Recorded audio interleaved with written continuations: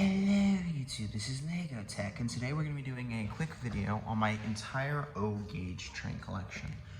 So currently all I have in my O gauge train collection is just these three consists, and two of which have boxes actually. So that's North Pole Central, I have a box of Fast Track, and the Overland Flyer. All three of these need work. One doesn't run because I think it sat in the box for too long, that being the North Pole Central. The switch, the end cap switcher, that being a Santa Fe one, runs but needs work. And the UP USRA, I'm pretty sure it's the USRA 080, that one could use some lubrication that I need to go find some extra lubricant for because I don't have any. Anyway, so without any further ado, let's kind of get into my kind of collection here. We're going to start off with the North Pole Central. Now this model here is kind of pretty cheap. I got this actually at a raffle at my old elementary school. You can see from the top, it still even has an exposed screw. That was because Lionel did it like that. They put sand in the cab and whatnot. And this is supposed to be a Christmas train, even though it's a 442. Whatnot. I think it was just like one of the New York Central designs and whatnot, and that they threw on here. Exposed gears and everything. I'm gonna be taking this to my training club and see if some of my friends can help me fix this. The tender here, albeit cheap, mostly plastic, does have a whistle right here, which I don't know. I mean, I didn't really use it as a kid, never really. I mean, that's probably like the second or third time I've actually used it, but that's actually a pretty nice hidden feature that I enjoy about it. I wish more trains did that, because I don't think my my USRA 080 has that, and yeah, it doesn't. It doesn't. Anyway, we're gonna continue this with, actually, I'm gonna turn that off. We're gonna continue this off with the boxcar that comes with this. Now this one has opening doors in here for some sort of wiring and whatnot. I am not sure what this is supposed to be for, but it's for something, and it's running on a battery in there, actually, rather than picking up power. So I think Lionel wants to cut costs on that. So I'll have to fix that later on. Next up is this open gondola, which has a bunch of Christmas presents on the North Pole Central. Now, I don't know which truck it is, but you can see it's on this one. See that gear system right there, actually. Wrong way. When the train runs and that axle moves, it spins a gear which has the elf and the reindeer, that being probably trying to portray Rudolph, run in circles around the crates and whatnot. And what you're hearing is the transformer, because I'm going to try and run one of these. Lastly is the North Pole Central Caboose. This is pretty basic, actually. It's pretty much the same as my Overland Flyer Union Pacific Caboose, actually. There's not really much difference, except it's a repaint. Most of these cars, if not all of them, I would assume, are pretty much just reskins of other stuff, just to make this as kind of cheap as possible for Lionel. Because ever since like in the last few years, when Lionel and a lot of other model railroad companies have kind of that are really iconic, are really lowering their quality, especially if you get anything from Lionel in HO scale. Like the Berkshires that Lionel make are just constant reprints. So you have a Southern Pacific Berkshire, which SP did have Berkshires, but they were the coffin feed water heaters from the Boston and Maine, and it's all plastic. It doesn't run well. Next this is a 1950s switcher. I forget, I think it's an S3 or S1200, S9 or something. This is 1950s, power pickups and everything here. Lights work in the cab and the front. And when this thing does work, you can kind of see the motor right there. You get to sort of see it spinning. However, I would run this, but this is like sparking on the tracks constantly, and I want to fix this before I run it again. Now that thing doesn't even run at all. That's getting fixed first. This thing here, or not first, this is getting fixed first, then that, then this. This thing here does run. It has stood the test of time. This thing is 60, probably almost 70 years old. And it's pretty well detailed on all sides, in my opinion. For something that is from the 1950s, I would say this is a pretty good quality. You know, you don't get stuff like this anymore. This thing is reliable still. This thing was able to pull all like 5 cars from this train and whatnot. Pretty reliable, pretty good. I don't know. I don't know why you would want to buy a lot of the modern stuff unless you're modeling modern. I do see why a lot of people like the older stuff. Next is a tin baby roof boxcar here. Doors do open and close on this thing. And also on all these cars, the couplers are much different actually. So what you have to do, I think, is you gotta fidget with it around down here, no? I don't know how these older couplers, you open them up. Anyway, let me show you all 4 sides of this car. Or all sides of it. It's a PRR one.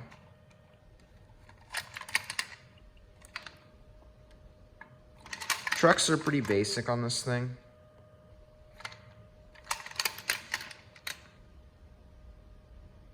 There's nothing really too special about this, but this is pretty durable. I have to give Lionel credit for that, and I do like that they were using tin, or well, maybe some sort of cheaper metal, but it is metal, I want to say.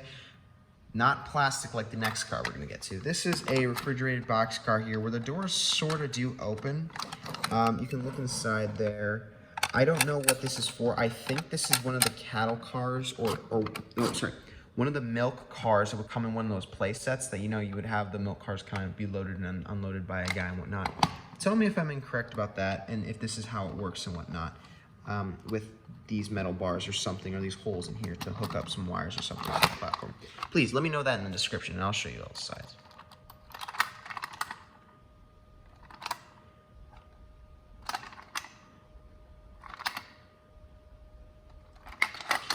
Next is the tanker car. This thing is pretty much metal up here, probably aluminum or something up top right there. This is obviously plastic and whatnot. Nothing really too special with this car either, but it is old school Lionel. And my grandfather had stuff like this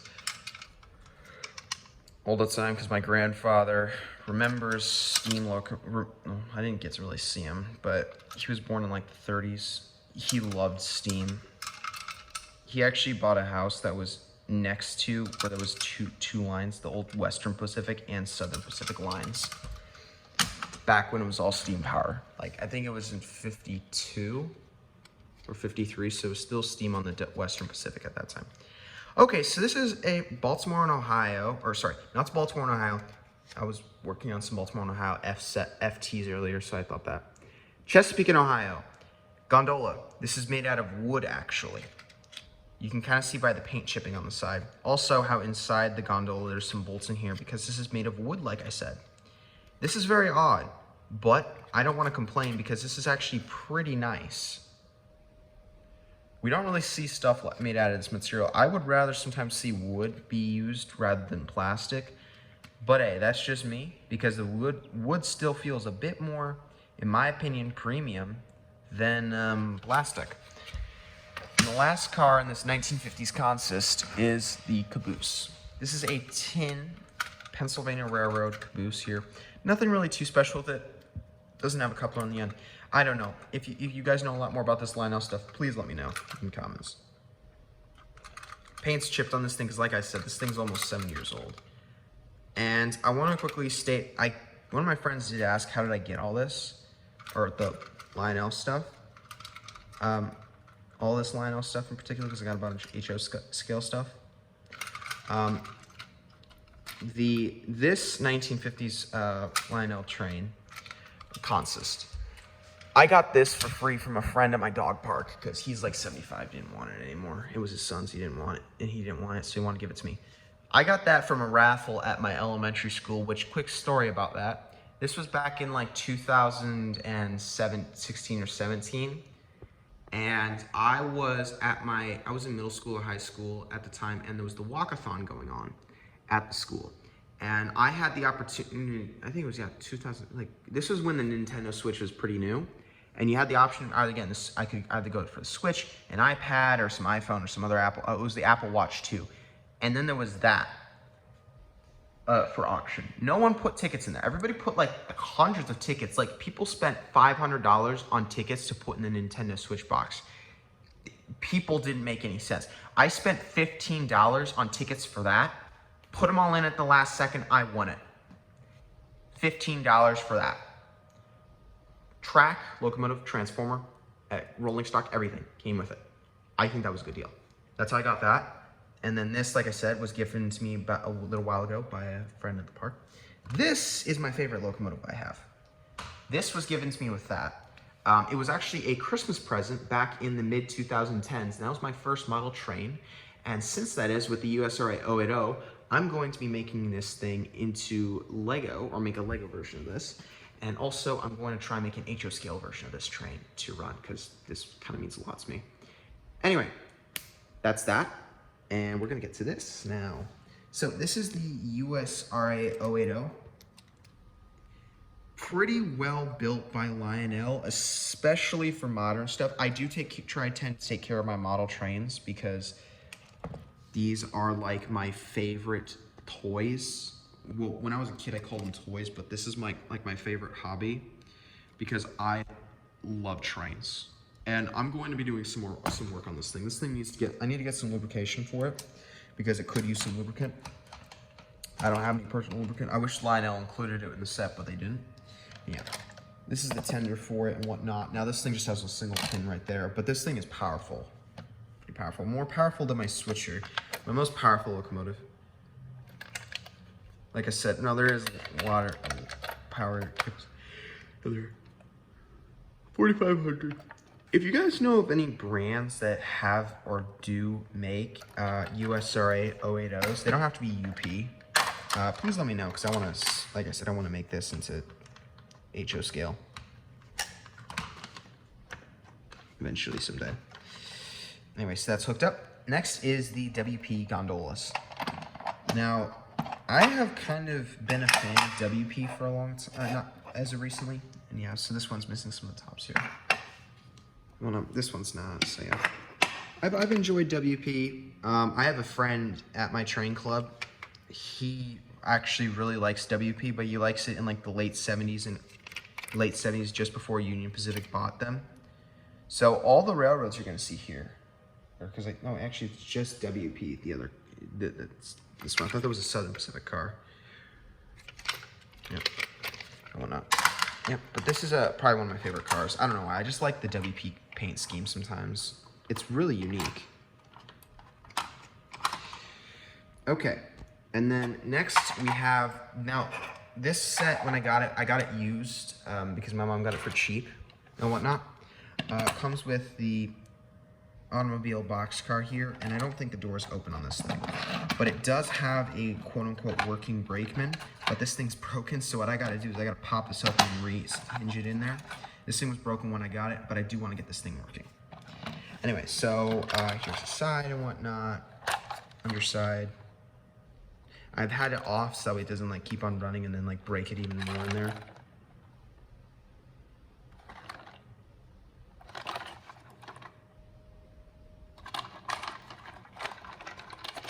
Oh wait, I already showed you the bottom.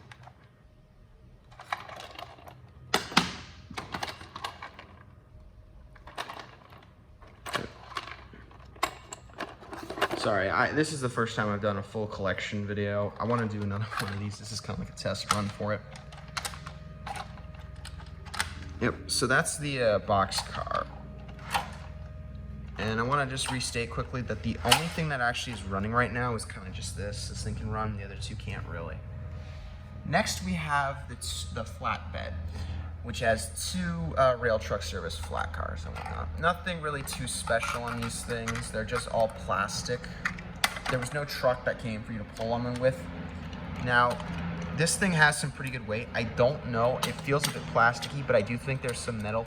Yeah, this black part has a bunch of metal components inside of it. So it has some pretty good weight to it. And it feels good to hold. It's one of those cars that actually does feel good. I do want to say though, I'm not entirely, as I'm mostly into HO scale rather than O gauge. I don't know if I would actually run this if I had like a big, like realistic O scale layout. Because the problem with this is it's not the most realistic proportion wise. I wouldn't mind having this for like a floor layout and whatnot though. And then lastly is the Union Pacific Caboose. Now this thing is missing a part or two because it's missing the smokestack there and whatnot. I got this thing used. There's not really too much unique about it. It does light up though. I think both the other two Cabooses do as well and whatnot. This one at least does have a rear coupler, which I really like, but as I said, proportions are off because trucks are like this high, and then you can see the staircase doesn't even get past them. That's not the case with a lot of HO scale stuff. Usually it's like not very toy-like. This is kind of toy-like. And like Lionel's trying to pull off like a realistic line with just toy-like trains. So it's kind of ridiculous in my opinion, but you know.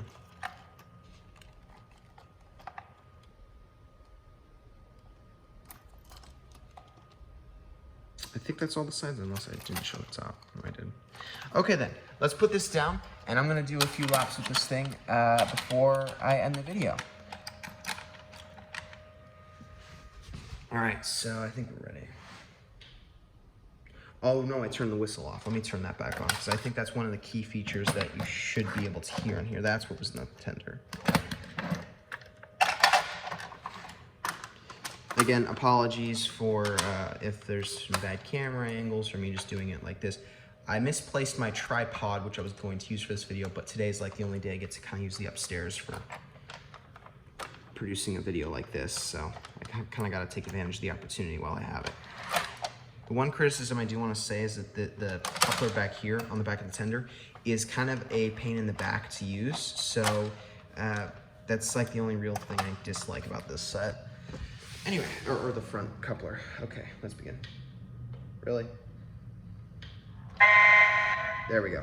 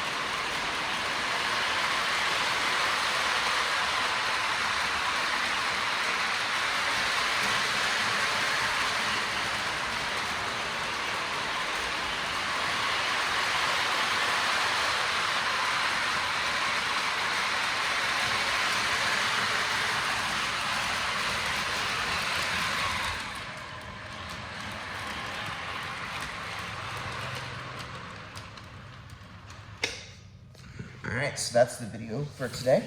I want to thank everybody for watching, and hopefully if you enjoyed this video, please leave a like if you want, subscribe if you want, it's all up to you. I don't know why I asked for that, that's not usually me.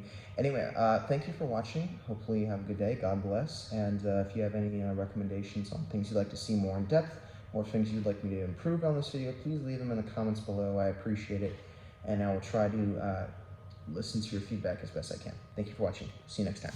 Bye-bye.